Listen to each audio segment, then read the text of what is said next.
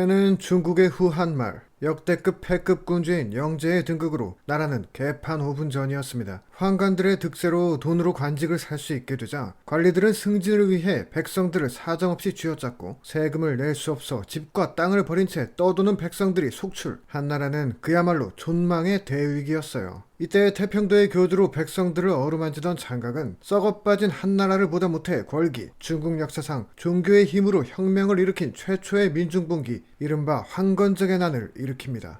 그리하여 북쪽 끝 유주에서 엄마와 함께 돗자리를 짜던 유비는 관우, 장비라는 두 호걸들과 큰 뜻을 품고 난세에 뛰어듭니다. 쏠쏠한 활약을 한 유비는 안휘연이라는 곳에 현유에 임명되지만 자신을 감찰하러 온 관리를 100대나 매질하며 관직을 내던져요. 유비를 이렇게까지 빡치게 하다니 그것도 재주네요. 한편 수도 낙양에 사는 은퇴한 황관 조등은 황관이면서도 탕류파와 청류파 양쪽의 존경을 받는 살아있는 전설이었어요. 그는 황제의 명으로 특별히 양자를 드리는 걸 허락받았는데 조숭이라는 이를 선택했고 조숭에겐 아주 똑똑한 아들이 있었습니다. 그게 바로 조조였어요. 조조는 젊어서부터 끼가 넘치고 비범해서 사람을 잘 보던 허소는 조조를 가리켜 난세의 영웅이 될 거란 어마무시한 평까지 남겼죠. 이 조조 역시 황걸란 때 활약한 루키 중 한 명으로 이들을 이끈 황보순과 노식 등의 활약, 그리고 요란한 거병이 무색하게 장각이 그해 병사하면서 마침내 나는 성공적으로 진압됩니다. 이에 대장군 하진의 주가가 크게 오르자 이를 경계한 십상시들이 영제가 사망한 틈을 타 하진을 살해해버리는 일이 발생합니다. 황후의 오빠였던 대장군을 살해한 이 엄청난 무리수로 당시 하진의 오른팔이자 청류파의 초신성이었던 원소는 십상시를 싸그리 주살해버려요. 그런데 이때 하진과 원소가 불러들였던 동탁이 순식간에 헌제를 황제로 옹립하며 정권을 장악. 원소는 하북으로 달아나고 조조 역시 동탁이 준 관직을 버린 채 고향으로 갑니다. 그때 비슷한 처지였던 조조와 유비가 만난 건 거부할 수 없는 운명이었을까요? 서로를 인정하던 두 영웅은 일기투합해 조조의 고향에서 함께하게 됩니다.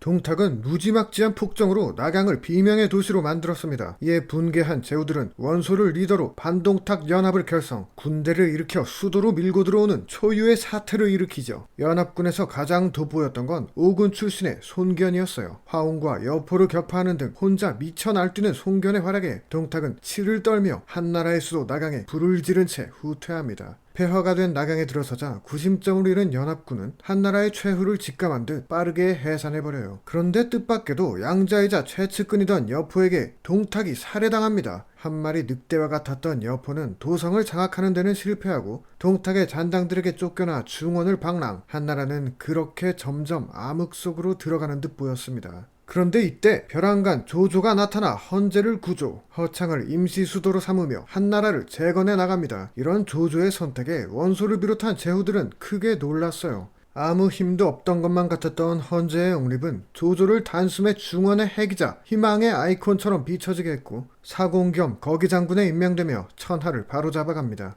송견으로부터 받은 옥세로 뜬금없이 황제에 등극한 원술, 자신을 받아준 유비마저 뒤통수 치며 난세를 혼란스럽게 하던 여포, 모두 위협적이었지만 조조에게 격파당했고 마침내 하북에서 당대 최강의 군웅으로 군림하던 원소와 자웅을 겨루게 되어 원소는 북방의 깡패 공손창과 북해의 학자 공용을 격파했고 압도적인 하북의 물량을 자랑하는 우세한 전력이었지만 참모진과 장수진, 심지어 자신의 아들들까지 다 따로 놀면서 관도에서 군량고를 직접 급습한 조조에게 대패하고 맙니다.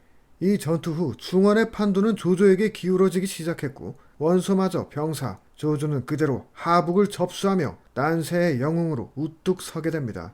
한편 반동탁 연합 때 강렬한 인상을 남긴 송견은 형주의 유표와 싸우던 중 빗나간 화살을 맞고 전사하고 말아요.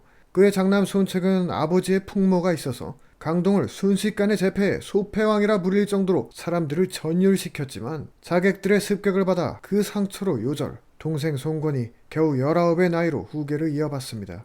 그럼 유비는 어떻게 됐을까요? 유비는 어느 순간 자신과 조조가 같은 길을 걸을 수 없다는 사실을 깨달았어요. 조조는 자신을 제거하려던 조정의 대신들과 황후를 헌제가 보는 앞에서 끌고 나와 숙청했으며 친아버지가 서주의 도겸에게 살해당하자 시체가 강물을 메울 정도로 서주 백성들을 학살하는 등 지나친 간악함을 보여줬거든요. 보다 못한 유비는 일면식도 없던 도겸의 백성들을 위해 조조와 척을 지는 뜻밖의 선택을 보여줍니다. 하지만 이미 조조는 유비에게 버거운 상대였고 관우가 조조에게 항복하기까지 했지만 유비는 끝까지 조조에게 대항. 관우가 다시 돌아온 후에도 조조에게 전혀 상대가 되지 않으며 형주의 유표에게 의탁하는 초라한 신세가 됩니다.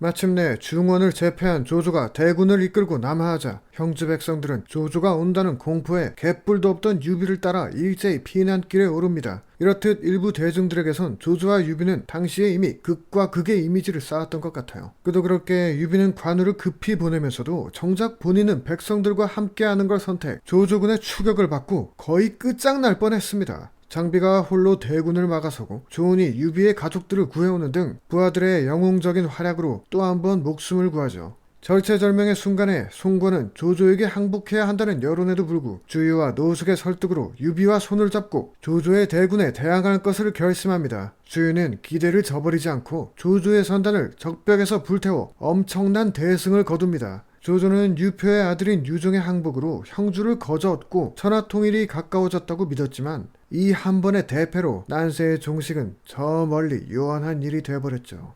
이에 유비는 3번을 찾아가 영입한 와룡 제갈량의 큰 그림대로 본격적인 천하 3분의 길에 착수합니다. 서쪽에 유장을 공격해 들어가자 유약한 군주 밑에 있던 촉의 인재들은 크게 흔들렸고 유비에게 호응하는 자들이 속출, 조조의 커다란 적 중에 하나였던 마초마저 영입하며 마침내 서촉의 주인이 되어 한편 조조는 위왕에 즉위하며 큰 파문을 일으킵니다. 모든 권력을 다 가지고 있던 조조가 같은 수도 안에 다른 나라를 세운 꼴이니 누가 뭐래도 난세를 크게 안정시켰음에도 조조는 스스로 간웅의 길을 택한 셈이었죠. 이에 유비는 장비, 황충, 마초, 조은 등의 최정예를 앞세워 한중을 공격, 위왕, 조조와 세력 대 세력으로 진정한 라이벌 매치를 치릅니다. 여기서 유비는 그동안 보냈던 인고의 세월을 서력하듯 쌓아왔던 내공을 대폭발시켜 마침내 조조를 무찌르는데 성공합니다. 이 일에 누구보다 감격했을 당사자 유비는 한중왕을 자칭 한왕조의 후예로서 고조 유방의 향수를 진하게 일으키며 천하 민심을 사로잡죠.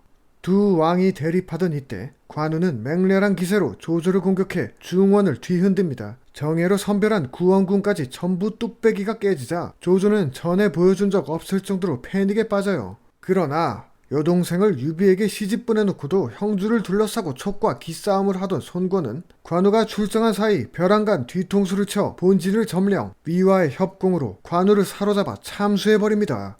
관우와 유비가 일반적인 군신관계를 초월한 사이였다는 건 천하가 다 아는 사실이었어요. 유손 동맹이 깨지며 삼국의 균형에 금이 가기 시작한 그때 위왕 조조가 병사합니다. 조조의 뒤를 이은 조비는 기어이 헌제를 폐위시키며 위황제에 등극합니다. 그러자 유비가 한의 유지는 계속된다며 스스로 한황제를 선포해요. 황제에 오른 유비는 한을 멸망시킨 조비가 아닌 관우를 죽인 손권을 응징하는 것을 선택. 하지만 장비마저 부하들에게 살해당하며 점점 마음은 피폐해져갔고 천재전략가 육손의 등장으로 일흥에서 대패하고 맙니다. 이미 몸과 마음이 지칠 대로 지친 유비는 제갈량에게 승상의 재능은 조비 따위의 10배에 달하니 끝내 위를 멸하고 뜻을 이룰 수 있을 것이오. 그러니 내 아들로 견적이 나오지 않는다면 그대가 직접 제위에 올라 큰 뜻을 펼치시오 라는 말을 마지막으로 눈을 감습니다. 유비가 죽자 촉한이 완전 끝났다고 생각한 조비는 임기 내내 손권에게 전쟁을 겁니다. 하지만 성과는 전혀 없었고 얼마 되지도 않아 아들 조예에게 제위를 넘기며 사망하죠. 그런데 촉한의 제갈량이 군대를 끌고 온다는 소식이 들려옵니다. 위나라에선 거의 듣보잡이었던 제갈량의 침공에 모두가 적잖이 당황했어요. 사실 제갈량은 일흥대전으로 아작난 촉의 국력을 5년 만에 완전히 정상궤도로 끌어올렸을 뿐 아니라 촉한의 4-5배에 이르는 국력을 가진 위를 침공할 수 있을 정도로 그 사이 힘을 쌓았던 것입니다.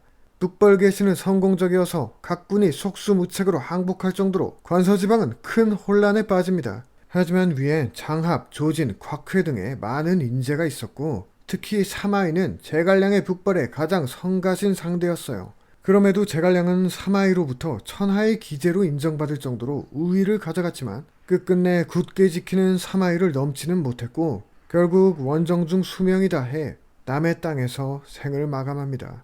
제갈량이 죽은 후 위나라에도 커다란 변화가 찾아와요. 연달아 공을 세우며 엄청난 존재감을 뽐낸 사마이가 정변을 일으켜 정권을 장악하게 된 거죠. 사마이는 처음부터 나라를 꿀꺽할 야심을 가진 건 아니었지만 조비, 조예 때부터 이미 내리막길을 걸었던 위나라가 사마이에게 기회를 준 것이었죠. 사마이의 뒤를 이은 아들 사마소는 등해와 종해를 앞세워 총나라를 침공하는데 촉한의 마지막 보루였던 강요가 검각에서 잘 버텨주며 종해를 저지했음에도 황제 유선이 등해에게 넙죽 항복, 유비가 세운 한나라는 그렇게 어처구니 없이 멸망합니다. 성공적으로 촉한을 정벌한 사마소는 곧바로 진왕에 오르고 그가 죽은 후 뒤를 이은 아들 사마염은 조조의 아들 조비가 그랬던 것처럼 위황제를 폐하며 황제에 오릅니다. 그리고 마침내 오나라에 총공격을 가해 진나라가 천하를 통일하게 되죠.